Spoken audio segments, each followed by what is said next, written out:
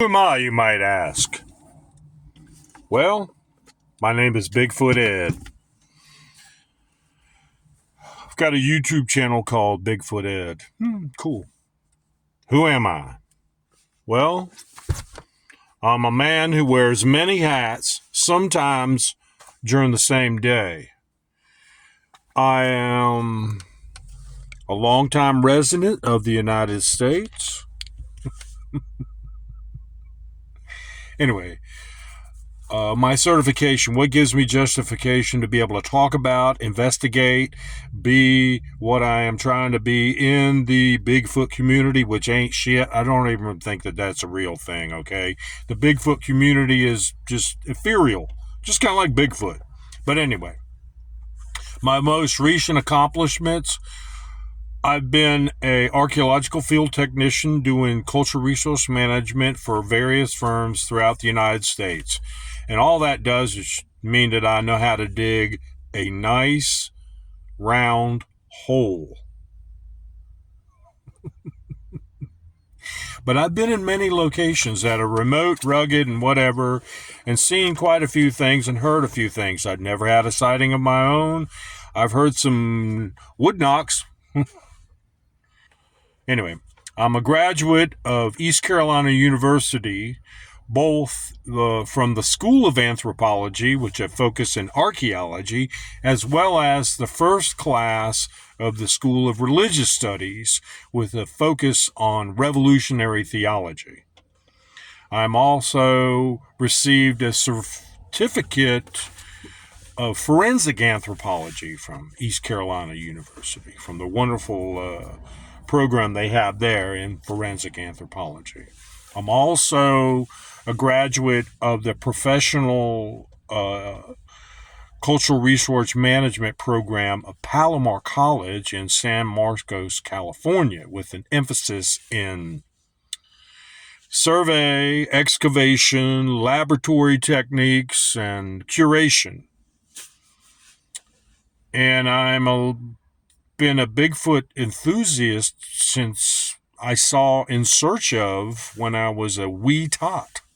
So I'm 62 now here in 2025. So that makes me a boomer. I was born in 1963. But I kind of have a Gen X attitude. I interviewed John from WNC yesterday. And I went to the location where he had his encounter.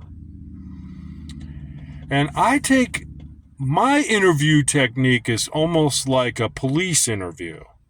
I'm seeking facts. I throw out speculation until the very end. Because what you really have to do when you have an encounter, the important thing is to nail down what the facts are, because a fact is irrefutable. A fact is something that doesn't change, right? The sun came up at this time, East Coast time. That's it. You can't go back the next day and say, well, the sun really kind of came up 3 minutes later. No, that's not it. So I was able to nail down more facts than what he had in the excellent Sasquatch Chronicles episode that he was a part of. But Wes, I love Wes, but he neglected to ask him some of these questions that he normally does. And whatever. One of the questions I asked him was about skin color. I asked him about arm length. I asked him about facial proportions.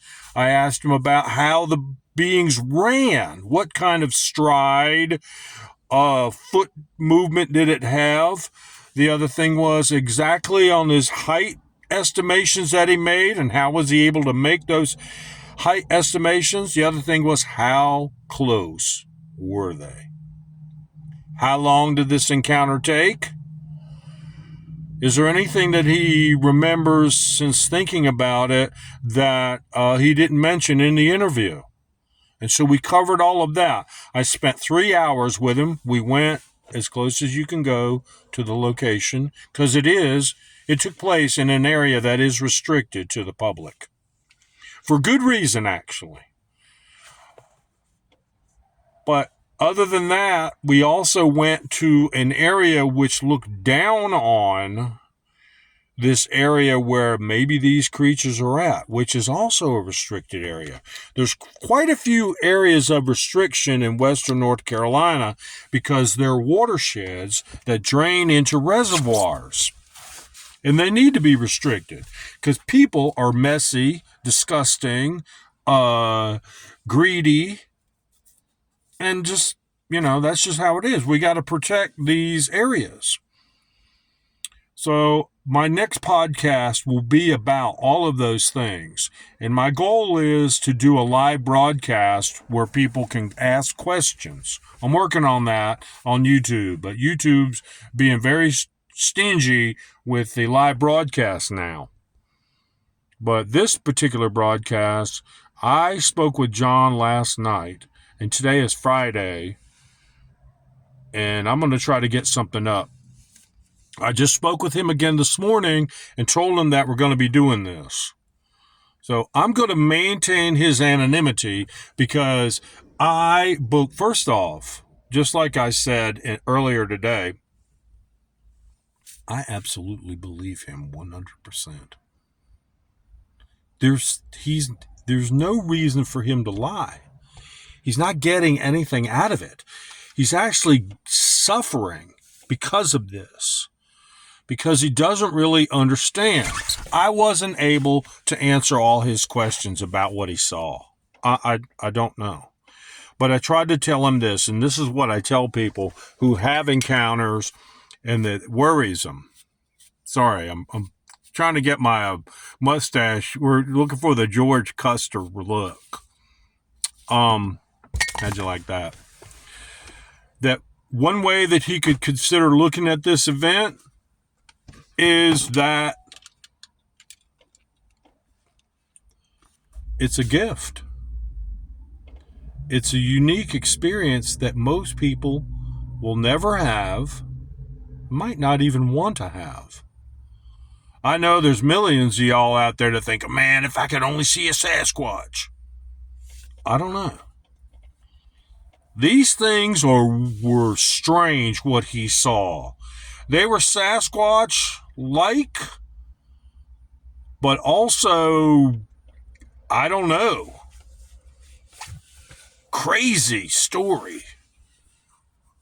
But my team that I'm assembling, we are going to go up there and do some investigating surreptitiously and maybe have an overnight in the not too distant future.